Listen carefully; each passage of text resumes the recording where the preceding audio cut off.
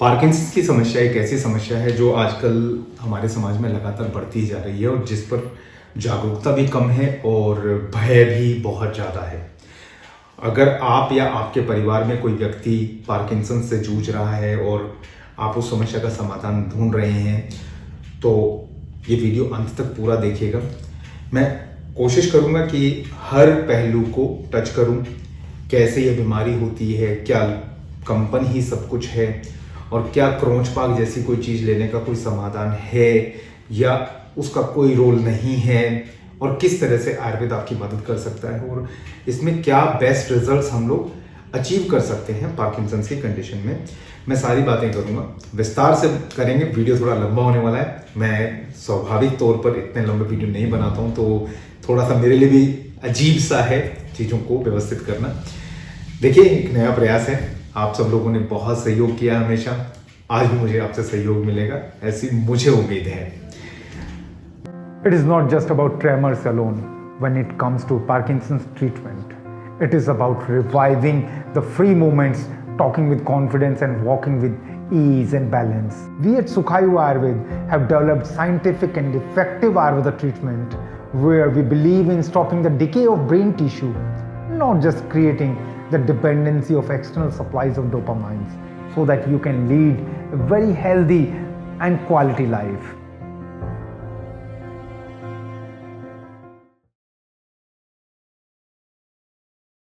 दोस्तों नमस्कार, मैं वैद्य प्रदीप शर्मा सुखायु आयुर्वेद की तरफ से। 25-30 साल की उम्र में भी अगर किसी को कंपन हो रहा होता है ना तो उसको एक भय हो जाता है कि मुझे पार्किंसंस हो गया है।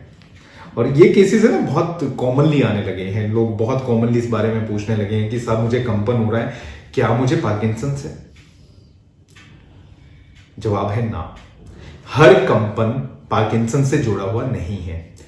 बहुत सी अन्य ऐसी बीमारियां हैं जिनमें कंपन की संभावना होती है और ये काम, वो डिफरेंशियल डायग्नोसिस करना, ये काम ना तो YouTube का है, ना गूगल का है और ना गूगल और YouTube के माध्यम से कोई भी चिकित्सक आपको ये जानकारी दे सकता है और ना ही देनी चाहिए। देखिए, कई बार क्या होता है, कंपन हो रहा है, कंपन के चलते हम लोग है ना सिर्फ एक दिमाग में, क्योंकि इसका नाम है ना बीमारी का शेकिंग पाल्सी और आयुर्वेद के लोगों ने उसका तर्जुमा कर दिया कंपवात। तो इन दोनों स्थितियों में ना बड़ा एक कंफ्यूजन क्रिएट कर दिया, बहुत बड़ा गैप हो गया, मिस इन्फॉर्मेशन का गैप है वो, कि आप किसी चीज के सीवियरिटी और उसकी जनरलाइज जो अप्रोच है उसको नहीं समझ पा रहे हैं। वो अननेसेसरी किसी चीज को ये कह रहे हैं कि ये पार्किंसंस ही है। ऐसा नहीं है दोस्तों, अलग है और बहुत से अलग सिम्टम्स होते हैं। तो पहले तो मैं बात कर रहा हूं कि क्या वास्तव में हर कंपन पार्किंसंस है या नहीं, और फिर बात करेंगे अलग अलग पहलुओं की।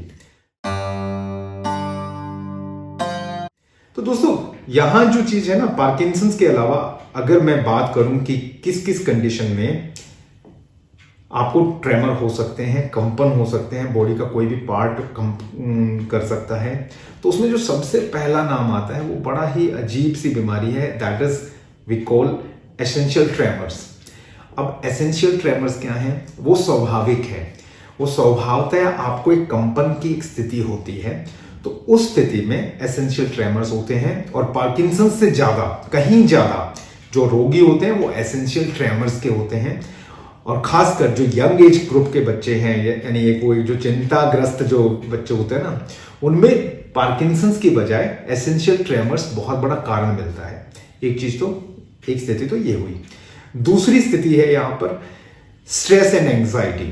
कई बार क्या होता है कि हम लोग एक स्ट्रेस में होते हैं और स्ट्रेस के रहते हैं हम लोग तुरंत ये डिसीजन लेना चाहते हैं कि मुझे कुछ हो रहा है, आई एम शिवरिंग।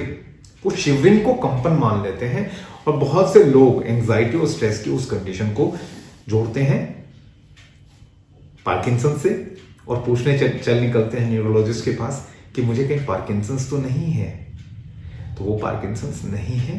अगर आपको स्ट्रेस और एंजाइटी की अवस्था में इस तरह की चीजें हो रही हैं तो वो आपकी एक अलग स्थिति है। तीसरी स्थिति आती है दोस्तों हाइपरथायरॉयडिज्म की। अगर आपकी थायराइड बहुत ज्यादा सुपर एक्टिव है और TSH आपका बिल्कुल लो चला गया है तो उस कंडीशन में आपको फाइन ट्रेमर्स हो सकते हैं और ये बहुत कॉमनली पाया जाने वाली स्थिति है। खासकर फीमेल्स में बहुत ज़्यादा रोगी मिलते हैं थायराइड के और वहां पर ये स्थिति ज़्यादा देखने को मिलती है मेल पेशेंट्स के कंपैरिजन में। लेकिन उसमें भी मैं स्ट्रेस को ही इन्वॉल्व मानता हूं कि आपको कहीं ना कहीं वो एक जो आपके पिट्यूटरी ग्लैंड और थायराइड के बीच का जो एक्सेस है वो खराब है। उससे अगली जो चीज़ है वो बहुत कॉमन हो गई है मॉडर्न वर्ल्ड में। हमें कुछ ऐसी चीज़ें करके ये लगता है कि हम मॉडर्न हो गए हैं, और उसके चलते जैसे आजकल ब्लैक कॉफ़ी का एक बहुत ज़्यादा चलन है। अगर आप ब्लैक कॉफ़ी या कैफीन का कंटेंट आप बहुत ज़्यादा ले रहे हैं तो आपको ट्रेमर होने की संभावना बहुत ज़्यादा होती है। कारण है उसमें ड्राइनेस बहुत बढ़ जाती है, और इस चीज़ को हम लोग बाद में विस्तार से बात करेंगे कि कैसे ड्राइनेस और ये सारे कैरेक्टर्स आपस में जुड़े हुए हैं और किस तरह से आपकी समस्या को बड़ा करते हैं।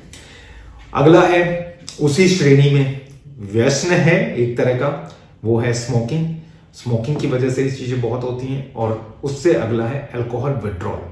अगर कोई व्यक्ति बहुत समय से लगातार अल्कोहल ले रहा है और अचानक उसने अल्कोहल बंद किया या कंटिन्यू भी रखा, कंटिन्यू रखने की कंडीशन में सेरेबेलर एट्रोफी हो जाती है। एट्रोफी होकर आपको पार्किंसंस की कंडीशन हो सकती है। और दूसरी जो चीज़ है यहाँ पर, दूसरी क्या है कि आपने विड्रॉ किया और आपकी बॉडी रिकवरी मोड में है, तो उसकी वजह से हो जाता है। ये तो ही कुछ न्यूरोलॉजिकल एस्पेक्ट की बातें कि दिमाग से जुड़े हुए हैं। उसी श्रेणी में मल्टीपल स्क्लेरोसिस की कंडीशन ऐसी होती है जहां पर बहुत ज्यादा कंपन देखने को मिलते हैं। अब आपका लीवर भी ये काम कर सकता है। हाँ जी, आपके लीवर में अगर कॉपर का जमावड़ा होना लग जाए, कॉपर बहुत ज्यादा जमा होने लग जाए, उस कंडीशन को बोलते हैं विल्सन्स डिजीज। विल्सन्स डिजीज में भी ट्रेमर्स बहुत कॉमनली पाए जाते हैं और लीवर का डिस्फंक्शन साथ में रहता है। तो दोस्तों, जरूरी नहीं है कि अगर आपको ट्रेमर हो रहे हो तो आप पार्किंसन से ही पीड़ित हैं।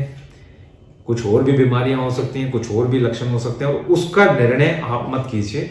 आप किसी भी चिकित्सक को दिखाइए, किसी भी सिस्टम में दिखाइए, लेकिन दिखाइए जरूर ताकि वो चीज क्लियर हो कि आपको हुआ क्या है और ये वास्तव में कंडीशन क्या है। पहली चीज तो ये हुई। अब आते हैं दूसरे बिंदु पर। दूसरा बिंदु है दोस्तों कि अकेले कंपन नहीं है तो क्या है।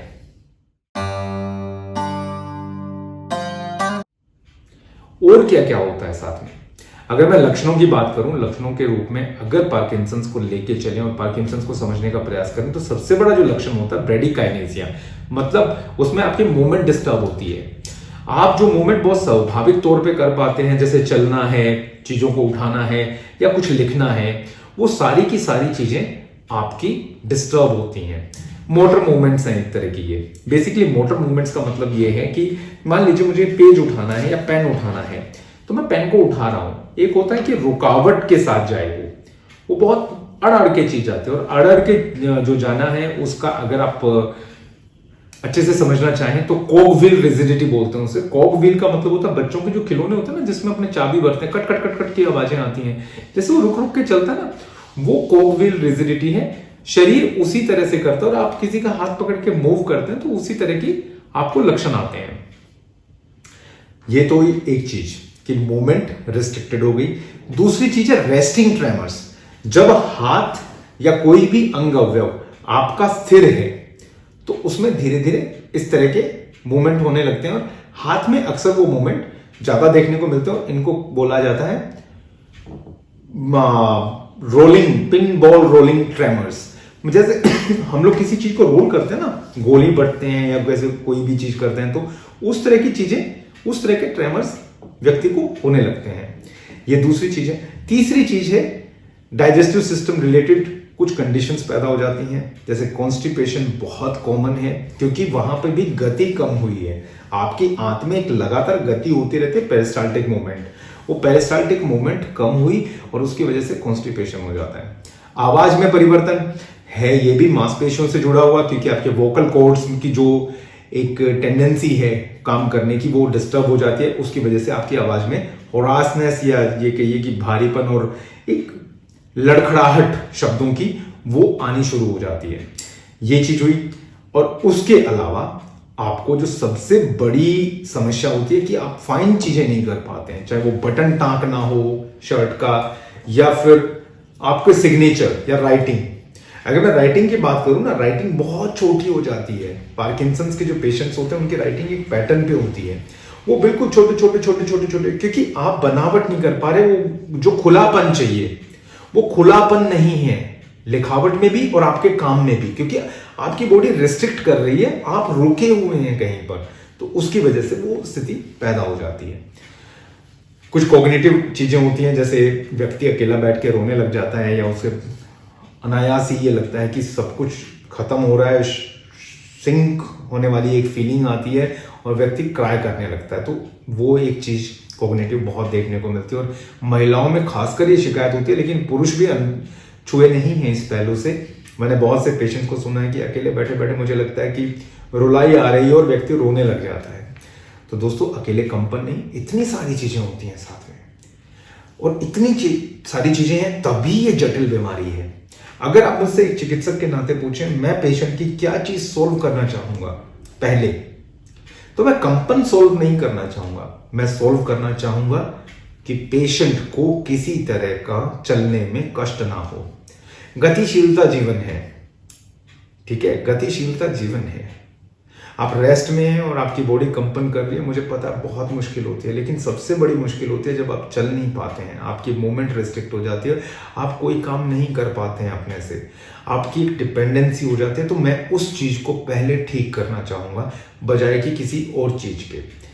तो ये तो हुई बात दोस्तों की कंपन से आगे की एक चीज है। अब आता हूं कि आयुर्वेद क्या कहता है और आयुर्वेद में समग्र रूप से इस चीज को किस तरह से देखा गया है। दोस्तों देखिए, दो चीजें, इसका लूजली जो एक कंपैरिजन किया गया, वो किया गया कंपवात के शब्द से पार्किंसंस का, और वो लूजली इसलिए किया गया क्योंकि वहां पर एक जो स्टार्टिंग का लिटरेचर है उसमें पार्किंसंस को शेकिंग पाल्सी भी बोलते हैं। शेकिंग पाल्सी जिसमें कंपन हो रहा है, वो सारा स्ट्रेस कंपन पे था, तो कंपन से ही उठा के एक वर्ड है जो शास्त्र में आता है, आयुर्वेद में आता है, कंपवात।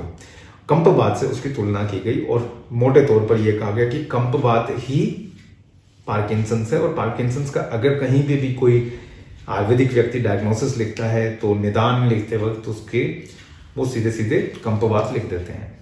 देखिए, मैं उससे थोड़ा सा मत भिन्न हूं और शायद इसीलिए मैं अलग अप्रोच लेके चलता हूं और अलग तरीके से काम करने का प्रयास करता हूं। मेरे को जो लगता है ना, हर एक दोष के गुण हैं, कुछ ट्रेड्स हैं, वो गुण मिलकर क्लस्टर बनता है और उसको हम दोष कहते हैं। दोष कोई प्रेजेंट चीज नहीं है, ऐसा नहीं है आपके शरीर में कोई किसी ने हवा भर रखी है और वो हवा ज्यादा हो गई तो हम सुई मार देंगे तो हवा निकल जाएगी, वो नहीं है बात। तो वात व्याधि है ये मैं मानता हूं, लेकिन वात में वात का एक्सप्रेशन खराब है।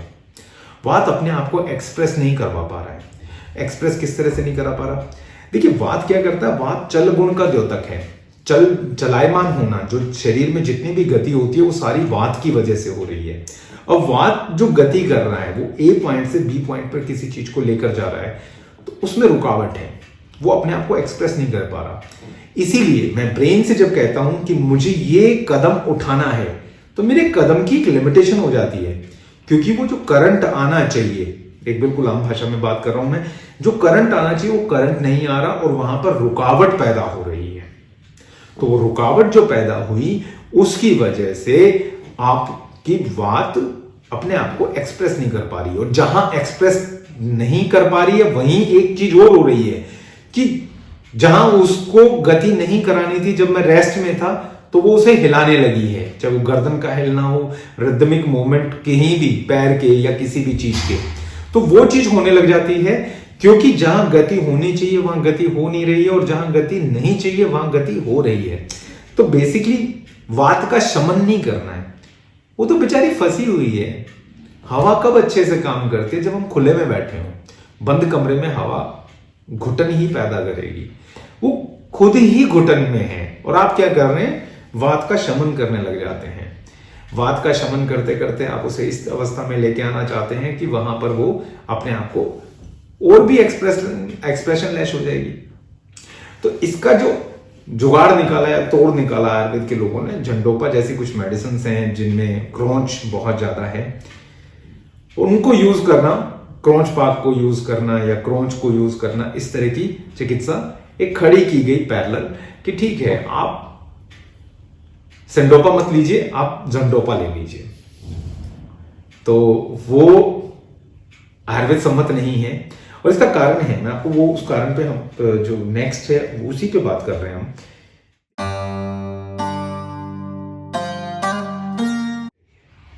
बड़ी सिंपल सी स्थिति है, कोई कॉम्प्लिकेशन नहीं है। दो स्थितियां हैं, एक और तो वो बन नहीं रहा है, एक और वो बन रहा है, लेकिन वो आपस में इंटरेक्ट नहीं कर पा रहा है और वो काम नहीं कर रहा है। अब इसमें दोनों में ये किया जाता है कि आप सिंडोपा या लेवोडोपा, जो लेवो का मतलब होता है उससे प्रिकर्सर है, वो आपको देना है। डोपामाइंस की एक्सटर्नल सप्लाई करनी है। अब ये तो हुई बात कि वेस्टर्न साइंस क्या कहती है। आयुर्वेद में वही है। वात के प्रकोप के दो कारण हैं, धातु क्षयादवा आवरणाच्य। या तो धातु का क्षय हो जाए, मतलब जहां पर आपको क्षय हो रहा है, आपका ब्रेन वो बना ही नहीं पा रहा है डोपामाइन, वो स्थिति है। आवरण का मतलब है जहां पर एक कवरिंग आ गई है और वो ब्लॉक कर रहा है और उसको एक्सप्रेस नहीं करने दे रहा है। जैसे मैंने पहले कहा, लोग क्या करते हैं, वात का शमन करना शुरू कर देते हैं, रसराज रस या फिर वृद्धवा चिंतामणि, कुछ इस तरह की चीजें यूज करके उस चीज को पैसिफाई कर रहे हैं। आपको उस चीज को पैसिफाई कर रहे हैं जिसके बेचारे के कोई दोष ही नहीं है। आप समझाइश किसकी कर रहे हैं, जिसकी गलती नहीं है। अब उसको समझा के क्या मिलेगा, कुछ नहीं मिलता। इसीलिए दवाई की डोज बढ़ती जाती है और पेशेंट का जीवन विकट से विकट होने लगता है। ये सबसे बड़ी समस्या है पार्किंसंस के केस में, और जहां सबसे बड़ा रुकावट है, वो चाहे आयुर्वेद हो चाहे एलोपैथी हो। अब क्या हुआ साहब कि आपने देखा कि अच्छा जी डोपामाइन देना है, तो आयुर्वेद में ऐसी कौन सी हर्ब है, आयुर्वेद में कौन सी हर्ब है जिसमें ये ये चीज मिलती है? हाँ जी, क्रोंच में मिलती है। तो क्रोंच बीज का इस्तेमाल शुरू कर दीजिए। देखिए, आयुर्वेद सम्मत वो इसलिए नहीं है, आयुर्वेद सम्मत नहीं है क्रोंच पाक का इस्तेमाल करना। कारण है उसका, आप उसे किस पैटर्न पे यूज कर रहे हैं। क्रोंच का रोग अधिकार क्या था, क्रोंच किस तरह से यूज करना था, वो सारी की सारी भ्रांतियां हैं ना, जिस चीज का उसमें अधिकार ही नहीं है। फिर अगर आपको डोपामाइन ही लेने हैं तो सिंडोपा सीआर, सिंडोपा प्लस, ये सारी दवाइयां सही हैं भाई, आप उन्हें लेते रहिए, कहीं कोई दिक्कत नहीं है। लेकिन समस्या क्या है, आप उसका समस्या का समाधान नहीं कर रहे हैं, एलोपैथी की कवरिंग हटा रहे हैं, सिर्फ आत्मा वो की वो है। आपको डोपामाइन ही यूज करना है तो मतलब आप कोई डिफरेंशिएट तो नहीं कर पा रहे हैं उसमें। तो ये चीज शास्त्र सम्मत नहीं है। अगर आप क्रोंच पाक का इस्तेमाल कर रहे हैं, पार्किंसंस का इलाज ढूंढ रहे हैं आयुर्वेद में, तो ये दोनों चीजें इकट्ठे नहीं चल सकती जी, क्योंकि ये दोनों एक नहीं है। ये बिल्कुल विचारधारा है, भिन्न चीजें हैं। आपको डोपामाइन का यूज करना है, ये एलोपैथी का कंसेप्ट है। आपको पार्किंसंस का इलाज ढूंढना है, वात के धातु क्षय और आवरण की वजह से जो समस्या हो रही है उसका इलाज करना है, वो अलग चीज है। तो ये बात हुई कि हम लोग अप्रोच गलत कर रहे हैं, और इसी अप्रोच की गलती की वजह से जो मैं देखने को मिलता है ना कि पेशेंट धीरे धीरे सीवियर कैटेगरी में चला जाता है। कोई भी मेडिसिन काम नहीं करती है उसमें। सिंडोपा प्लस आप दिन में 5 ले रहे हैं, 6 हो जाती है, 2 ले रहे थे, 2 से 10 आ जाती हैं, तो कोई जीवन नहीं बचता है उसमें। क्योंकि देखिए, जब तक वो केमिकल आपके अंदर है, आपकी बॉडी अच्छे से रिस्पॉन्ड करती है, और जैसे ही वो केमिकल हटता है, आपकी बॉडी रिस्पॉन्ड करना बंद कर देती है। ये तो हुई कि ये गलती कहां हो रही है। अब आती है गलती सुधारें कैसे। गलती सुधारने के लिए देखिए 2 चीजें हैं। शास्त्र में आवरण की चिकित्सा बहुत क्लियरली बताई गई, और आवरण के जो रोगी होते हैं, जैसे यंग एज में जिन लोगों को इस तरह की कंडीशंस पैदा हो रही हैं, वहां पर बहुत अच्छे से अगर प्रॉपर डायग्नोसिस किया जाए कि किस कारणवश ये सारी चीजें हो रही हैं, और इसमें क्या क्रिटिकल एनालिसिस के बाद हम लोग किस तरह से उस चीज को कंट्रोल कर सकते हैं। क्योंकि हमें क्या करना है, वो जो डिस्टर्बेंस ऑफ गुणाज है, वो जो कैरेक्टर्स का डिसबैलेंस है, आयुर्वेद के साथ इम्बैलेंस है, हमें उस इम्बैलेंस को करेक्ट करना है। मैं बहुत ज्यादा नहीं, मेरा जो सिंपल सा टारगेट रहता है, मैंने जैसे पहले कहा कि पार्किंसंस के रोगियों में सबसे बड़ी चीज है कि डिसेबिलिटी को रोकना है। आपको उस डिसेबिलिटी को होने से पूर्णतया जितना भी हो सके आपको रोकना है और उसका जो जीवन है उसे सुख पूर्वक बनाना है। हमें उसे सुखायु देना है ताकि वो उसका जो यूटिलिटी है वो हितायु में कर सके, अपने किसी अच्छे काम में कर सके। समस्या क्या होती है कि रोगी ये चाहता है कि मेरी ये समस्या खत्म हो जाए, लेकिन ये समस्या वो समस्या के बजाय हमें समग्र रूप से ये देखना चाहिए कि रोगी का जीवन सुचारू हो और वो बहुत अच्छे से काम कर पाए और बहुत अच्छे से वो अपनी जीवन शैली और जीवन यापन कर सके। आयुर्वेद में वो पूर्णतया संभव है।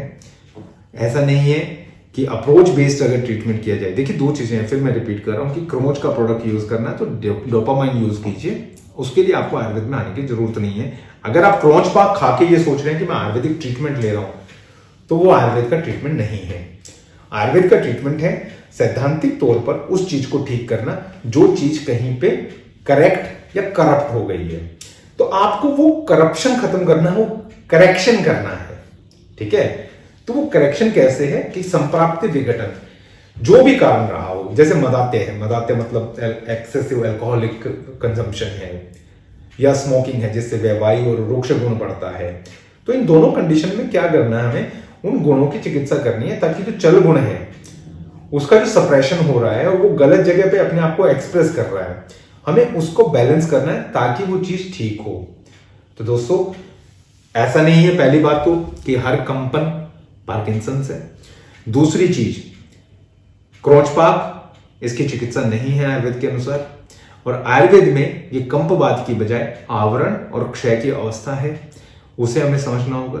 तीसरी बात, डोपामाइंस या कोई भी केमिकल्स लेकर हम लोग सिर्फ लक्षणों को कंट्रोल कर रहे हैं और बीमारी बढ़ती जाती है, और जितनी तेजी से बीमारी बढ़ती है उतनी तेजी से डोज बढ़ती जाती है दवाई की। ठीक है, और चौथी जरूरी बात, जब तक आप की समस्या का कारण नहीं पता चलता और आपकी समस्या का पूर्णतः निदान होकर और उसके अकॉर्डिंग हम चिकित्सा नहीं करते तो उसका समाधान पॉसिबल नहीं है। मैं रुक के इसलिए बोला क्योंकि देखिए कई बार क्या होता है, हम लोग है ना जब आयुर्वेद में आते हैं ना तो बहुत लेट एक स्टेट में आते हैं जहां पे शरीर बिल्कुल कंडम हो चुका है और आप बिल्कुल कोई काम नहीं कर पा रहे हैं। ये मत कीजिए। देखिए अगर आपको आयुर्वेद पर इतना विश्वास है कि एक बहुत भयावह स्थिति में आयुर्वेद आपकी मदद कर देगा, तो सोचिए जब सामान्य स्थिति है तो आयुर्वेद आपकी कितनी मदद कर सकता है। तो दोस्तों आज के लिए सिर्फ इतना ही। जुड़े रहिए हमसे, सब्सक्राइब करना मत भूलिएगा। हम लोग लगातार लेकर आते रहेंगे अलग अलग विषयों पर आयुर्वेद से संबंधित सारगर्भित और संपूर्ण जानकारी, ताकि आप अपने स्वास्थ्य को मेंटेन कर सकें और आप किसी मिस इन्फॉर्मेशन से बचे रहें।